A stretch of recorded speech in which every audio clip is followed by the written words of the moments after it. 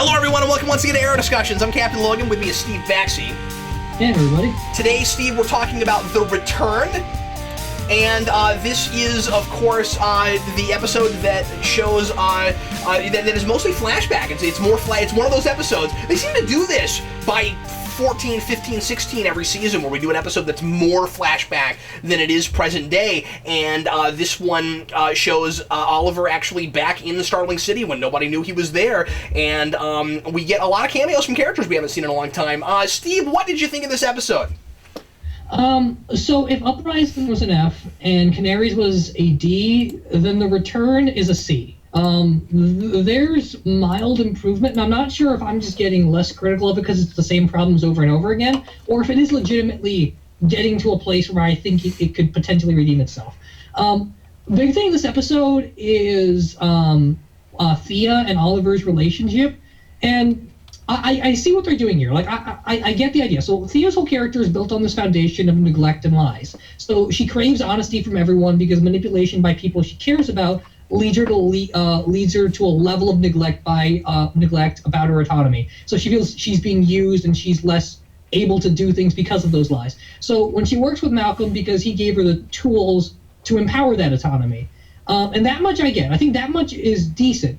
But there's a line somewhere, right? Like, her devotion wavers really, really high with just one lie. Like, Malcolm says one thing, Oliver says one thing, and her devotion just completely flip-flops. Yeah. And I get why she's against Malcolm right now. I get that using her to kill Sarah would be enough to completely disenfranchise that relationship. Here's the problem, though. But it already happened, though. She was already completely disenfranchised before she knew that. Yeah, I mean, there's that, but also the issue there is it's completely selfish. Yeah. So it doesn't matter that Malcolm used her as much as he used her. If he was brainwashing Oliver to do it, she would not care, is the way her character reads to me. As long as it's about her at the end of the day, she's okay.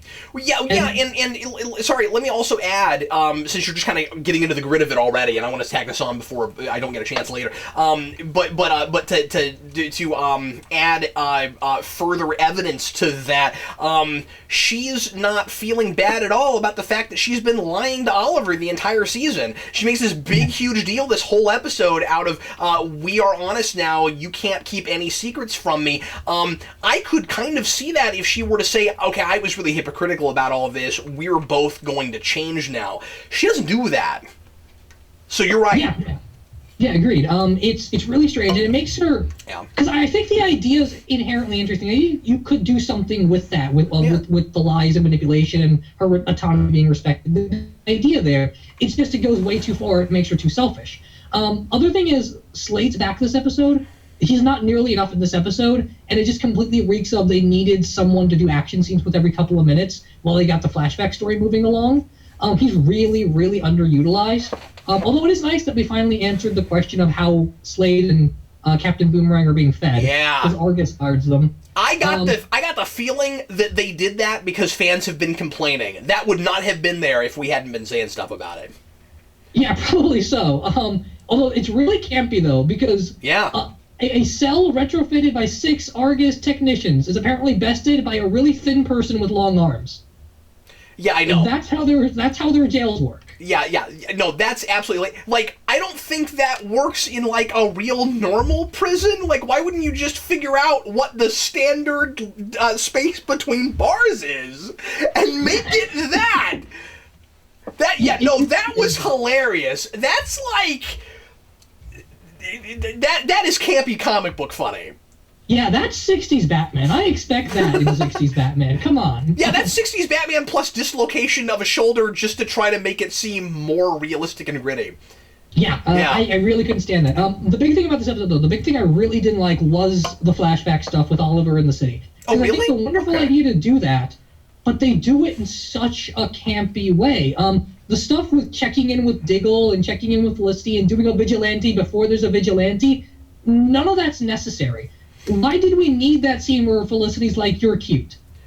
Like, what was up with that? They're just retroactively rewriting the history of Team Arrow to give all these characters scenes in the flashbacks, but they didn't need to be there at all. her introduction in season 1 is fine. There's no reason to add this in there. It's just ridiculously campy. That was my worst moment, though. That Felicity in the flashbacks just really, really felt out of line for what they were trying to do here. Although my best moment is Tommy. When Tommy first shows up and he's berating Thea for what she's doing, that's fantastic. I really love the dialogue exchange he has with her, that this is the first time he's glad that Oliver's gone, so he doesn't have to see her like this. And then the irony of Oliver actually watching as that's happening. I thought that worked. I was also surprised in that scene that I didn't mind, and some people will probably think I'm a little bit hypocritical because of things that I complain about, but it's a case-by-case thing, I think. I was surprised that I didn't mind the "you're not my brother" line. Like, it's ironic, but it didn't seem too ironic. It seemed like a thing that she would say right there. I was kind of surprised I didn't mind it. Yeah, it wasn't bad. I thought they both delivered it really well. And I mean, we talk about how bad the characters are. All of the actors still, I think, for the most part, do a really good job. And I think even though Thea gets thrown under the bus as a character, I still like the actress. So. Yeah, Steve, I think what's going on right now, and again, this being a mostly flashback episode, it's really hard to pit this up against the stuff that hasn't been working as well. I should probably start with, this is one of the better episodes this season. But like, I'm having a hard time not thinking that there's a lot of just trying to answer like fan complaints this season, where like Thea has been really unlikable and Laurel has been really unlikable, and this episode was a huge attempt to make them both make more sense. It's almost like they needed someone to tell them these characters aren't acting like real people, and then suddenly they go, oh, you know what, I guess we can't get away with that kind of writing. You know, I guess we have to actually write them like people. And so I thought it worked okay with Laurel. I like that she's having to pay for the thing we hated. I really like that. That was fine. I thought that Lance was great. They have really sobered up a little bit on some stuff where I really expected them to go for the really gimmicky, hammy, he has a heart attack right away thing, and they didn't do that. They went the more like kind of believable, pseudo-realistic way of he's just upset with her for not telling him the truth, and biology doesn't work like that necessarily. Yeah. So I mean, I really liked that, and the whole like we need to go to meetings but separately thing was great. I liked the I liked the paralleling scenes where he's drinking at the beginning and he's he's thinking about it at the end, but ultimately he's gone through so much stuff and he's realized that it's the drinking that made his life so messed up, so he's got to do the right thing even though it's really hard to do. Like, this is actually seeing real character progression paying off. Quentin Lance is maybe the only character that I completely understand right now. That was great. That stuff was extremely strong. I will complain slightly, and maybe on a second viewing this wouldn't bother me just because I know now. At the very beginning, I was a little bit confused because I thought they jumped forward in time and that was present-day Quentin Lance. For a second. I thought that for a second. Oh, that's weird, because I thought he looked noticeably younger with, like, the darker hair and everything. Yeah, he did. Maybe I just wasn't paying attention close enough. I thought that for a second. I really echo everything you said there, though. I love the moment at the end where he says, I can survive my daughter dying because that's my daughter. Yeah. But you betraying me and us being so similar and that being the worst pain. I really like that. I love the way he delivers those lines. Well, and like what I would love for them to do, but of course Laurel just keeps kind of making a step forward and then regressing a lot, so I don't trust it, is she discovers that she's gotta trust people and that she can't control everything. And like, this would be a fine character arc for her. I found her somewhat more sympathetic as she was being berated there, because what she didn't consider was, since Lance thought Sarah was dead the first time, maybe he's actually more prepared for it this time. You know? Yeah. Like the whole thing of, you know, we've had this a couple times this season with characters assuming that another character will respond a certain way when they find something out, and then it not being that way at all. Diggle did it with Thea finding out about Oliver being the Arrow, and Laurel did it with Lance. How about we tell people the truth and let them figure it out themselves? You know, you telling a person the truth and their response, whatever their response is, that's not on you. Now, what you actually did is on you, but we compound what we have to be really careful of course, is that we're not compounding mistakes with more mistakes. And I like that we're dealing with that, finally. That this stuff needed to happen earlier. But I still don't like that they dragged us out so long with the whole not telling Lance about that. But, I like how that's paying off, finally. I didn't mind the stuff with the flashbacks as much as you did, and was surprised that I didn't, although, you're right, I did have a number of moments where I was like, this scene is completely superfluous, and we're just doing it to get certain actors back in that we didn't think we'd get to see again. There's a lot of that. He got nothing from his father's message on that video that he didn't already know. That was completely pointless. No, I don't think that's entirely true. Because if we go back, they call back to that scene in the first or second season where Diggle says, well, how do you know the names on this list are bad? He says, because I saw something on a message from my father that confirmed it. He had no reason in the flashbacks to think that the book was full of people that failed the city. Oh, really? He said right, but he said right my wrongs. I thought that was enough. Yeah, but they had no context for that whatsoever. Okay, all right. Okay, that's good. Yeah, okay, fair enough. They remember that tiny continuity, but it's really hard for them to write consistent characters. Yeah, no, and that's absolutely true. Okay, well, that's fair. The Diggle thing, there was really no point to have that. It was just, like you said, it was just kind of checking in.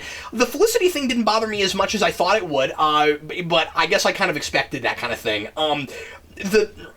It's retroactive. I can somewhat buy maybe he thought to go to her because he had seen her before, but then if you go back and rewatch it, it certainly doesn't play like I was amused by this girl and I'm going to go back and see her. So yeah, maybe not. The big thing I kept wondering with the flashback stuff was why, except for the sake of drama for the audience and suspense and just us not knowing what's coming next with the flashbacks, has Oliver never told anyone that he that he got to go back to Starling City in year 3? I can't think of any good reason he's never mentioned it to anyone. Because and before it was always that, well, he's just they use the excuse of he's so used to lying, it's all he knows how to do. I don't know if I buy that anymore. I feel like he's trying to move past that. I don't know why he's never told anybody that. Yeah, I mean, when he comes back, if we go back and watch the pilot, when he comes back, it feels like there should be some exchange now of, I tried to get back multiple times, and I was always close, but there was even a time where I was in the city, I couldn't see you. Like, it feels really strange that he wouldn't address that in the first couple episodes when he's back from the island initially. It feels really retroactive, and you don't necessarily need it. Like, I like the idea of Oliver being in the city in the flashbacks, but you didn't need it, and when we go back and examine where he was in season 1, it doesn't really line up. Well, the only reason we need it right now is for plot stuff, is because Waller's got to have a reason it must be Oliver. It makes sense now. I don't know why before. Now that China White is actually in Starling City, I get why she's using him. I still don't know why she picked him up in the first place over anybody else. He's useful now for a situation she couldn't possibly have predicted. That's what I'm saying. Why he was there initially, it still doesn't make any sense. The flashbacks are still really confusing and pointless. My best moment was this string of lines from Thea. You were right, Malcolm doesn't love me, I'm an idiot, this is ridiculous, what are we even doing here? I could have written that dialogue. That sounds like me reviewing this show. That's fantastic. I love that she says all of that. I love, and that's all verbatim. I'm pretty sure I wrote that word for word with nothing in between. You were right, Malcolm doesn't love me, I'm an idiot, this is ridiculous, what are we even doing here? The reason I love that so much is because Oliver is being kind of duped by Malcolm. I still think Malcolm has some big plan that we don't know about, and that Oliver is totally falling for it, and this whole idea that he has to do everything Malcolm is saying just because Malcolm says that without me you can't beat Roz is really preposterous. I love that Thea just finally goes, oh my god, this is all really dumb. Why are we doing all this? Now, on the other hand, I'm saying it's my favorite moment because I'm glad that there's a little bit of, like, realization that stuff's fallen apart. The problem is, and it makes me like her more because she's, like, self-aware and stuff, but the problem is that it's also maybe a little bit of the show admitting, yeah, we don't know what we're doing. And because I just don't think Oliver's choices have made any sense since he came back. Well, and didn't make sense before that, with Malcolm. So anyway, my other one was the exchange with Laurel and Lance at the end. I couldn't believe how much I liked that. My worst moment, I'm surprised you didn't bring it up unless I missed something. I want to ask you about it, Steve. What did Thea shoot? They mentioned right after the commercial breaks comes back that she just grazed his arm.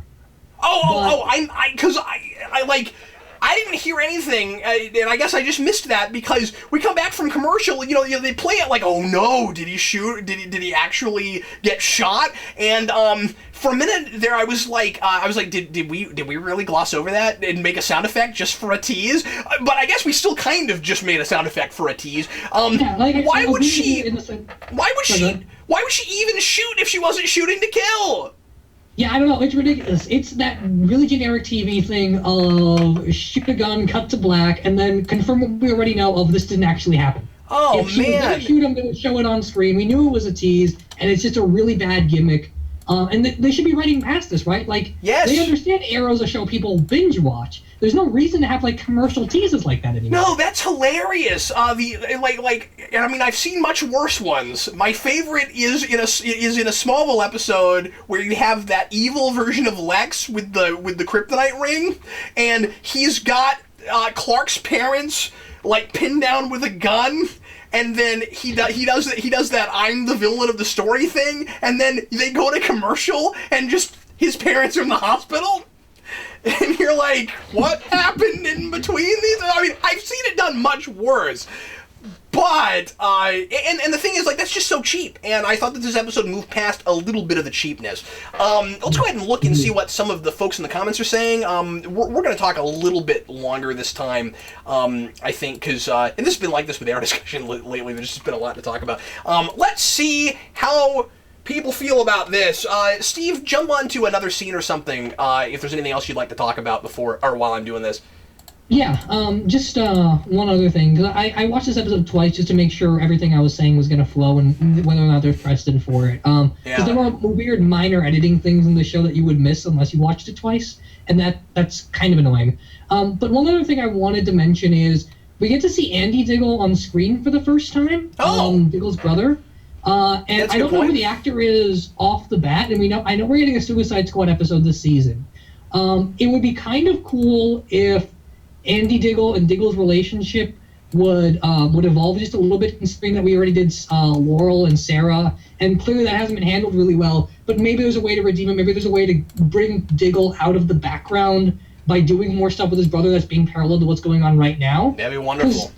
Yeah, like you couldn't redeem Laurel necessarily, but you can make the idea work. You can at least redeem the overall story with that relationship, especially considering Diggle would have a stake in finding Sarah's killer because he understands what it's like to have your sibling killed. That is a wonderful point you're making.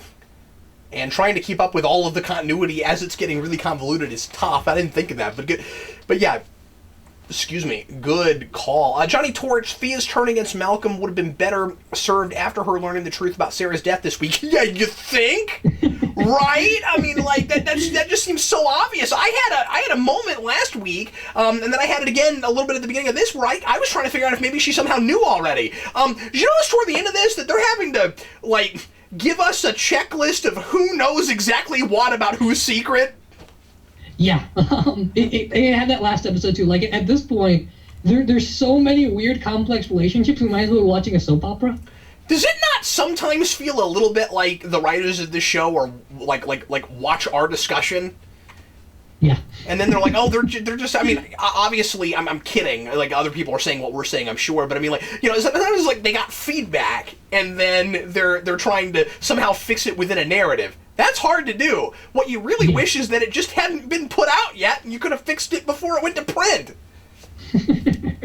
Yeah, no, that's a good point. Let me see what some other folks are saying. AMC Comics, thank God Thea is finally speaking sense. Yeah. I still... That was a character I liked in the first season. I thought she was legitimately interesting in season 1. They kind of did her a disservice with what happened with Malcolm. No, I wasn't in love with her in season 1. I thought she was great in the first half of season 2. I was surprised by how much I liked her relationship with Roy. I mean, like, I really liked them together. Yeah, that's fair. I thought Thea, for the most part, initially was being written really well. It's just when we get compounding the lies upon lies thing, it's when her character fell apart. Yeah. AMC Comics, do you guys think that Oliver's traveling around during the 5 years somewhat undermines the sense of having to readjust to society in season 1? Oh! Yes. Oh, excellent point. Yes, I guess I do. Well, and the biggest problem with it, of course, is that it feels retroactive. It's obvious that there was no plan for him to necessarily get off the island. And does that mean that you must outline everything? Does it mean that you must know exactly what happened when you started? No, it doesn't. But whatever you come up with, then can't feel like an afterthought. You have to be, and you know, Steve and I talk about this all the time with Vince Gilligan and Breaking Bad and how much he recognized that he was writing as he went along, but he would make choices based on what had happened before, for the most part, and not based on what would be cool shock factor for an audience. It's not easy. A little bit of the directing for Breaking Bad and the script work hand in hand to make you very naturally excited and nervous and make the cuts and stuff work. Arrow just kind of does it on a gimmicky level, and it gets kind of annoying because we know that these guys understand the new formula, that binge watching is the new thing. So cliffhangers and weird cuts like the show does feel wrong. Do you not, Steve, kind of wish that we had gotten to see Captain Boomerang in this episode? Yeah, I know people are wondering where he is, and I am too. What's up with that? Did Slade get a cell to himself now? No, I'm not wondering where he is. There's talk about it. It's mentioned that he's there in a different cell. They just didn't do anything with him. Yeah. They don't mention him specifically, but Oliver or someone says something about there being somebody else there. Oh, okay. It is mentioned. It's subtle, but it would have been, I don't know, it would have been kind of fun to have done something with it. I thought the Slade thing was somewhat uninspired. At the same time, what more is there to do with that character? By the end of the day, he didn't end up making any kind of sense. At the end of that season, with just with the whole, well, he is crazy, but he's not on the Mirakuru anymore, so I don't know why we can't somehow get him kind of somewhat out of that. I don't know. Yeah. And also, he has a line in this, and I would have to go back and rewatch season 2 to see if I still agree with myself on this, but he has a line in this where he's like, if only you had told me earlier the truth about Shadow, none of this would have happened. No, you were crazy hyped up on Mirakuru. You would have choked him out and killed him, because he tried at one point, if memory serves, he started to try to tell him, and Slade was losing his mind about something else, and Oliver was like, I'm not going to survive if I tell him. Yeah. I thought that happened. Correctly, he was choking him the moment he realized Shadow was dead, so there was no way Oliver could tell him. Yeah. He had to keep that secret. It was just survival instinct at that point. Yeah. It's weird. I get a feeling even the writers don't really understand where they left Slade at that point. AMC Comics says Lance name-dropped the name Black Canary in his conversation with Laurel. That was interesting, wasn't it? Nobody else has called her Black Canary before. I wonder how he came up with that. Colors, maybe green is next. Yeah, that would be great. Well, anyway, real quick, why don't we do a couple categories and then we'll go ahead and end off. We've been taking our sweet time here on Arrow today. So, Steve, did you have any quotes? I had two. I had one of what good is a family without a soul, and I also really liked Slade's line of how many more people can Oliver Queen lose before there is no more Oliver Queen. Boy, you and I are just in tune today. I wrote the same one. I also wrote Lance's, are you going to get a lance and a mask and take it away from me? That whole exchange I thought was just really pretty well acted. Okay, comic references. The only big one besides just normal stuff is Shreve. That army guy, Matthew Shreve of the Creature Commandos from World War Tales in 1980. That was a really obscure reference. They're already using Eiling in Flash, so I guess they have to go through the roster of DC military guys. It reminds me a lot of really random one-shot people that we keep pulling for Agents of S.H.I.E.L.D. This makes me wonder if Flash time travels, will we see Sergeant Rock? Because that would be really cool. That would be really cool. Let's go on to trivia. Do you have a trivia question for today, Steve? I do. I think it's relatively easy, though. So this character was trained by Deathstroke and also trained Oliver, Mia Dearden, who's the new Speedy, and Connor Hawke all at the same time right after 1 year later. So who is that character? Okay, my question is always from the episode is, what does Oliver have a picture of on his hat in the flashbacks? In the flashbacks, he's wearing a hat and he has a picture of something. What is it? And that's going to be it for us today for Arrow. I guess we'll go ahead and answer our trivia questions right away, and then we will go ahead and leave you folks and jump on to our final show for Final Crisis tonight. Steve... Final Crisis. Did I say Final Crisis? Our final show for Primetime Crisis. Our primetime show for Final Crisis. Steve... Yeah, that's it. We're doing Final Crisis on the show. Yeah, it's the final count. Anyway, Steve, what was the answer to your trivia question, sir? The answer is a character by the name of Natus, who only had like one appearance in that book. Oh, okay. I thought you said it was an easy one. I thought it was kind of easy. I don't know. Oh.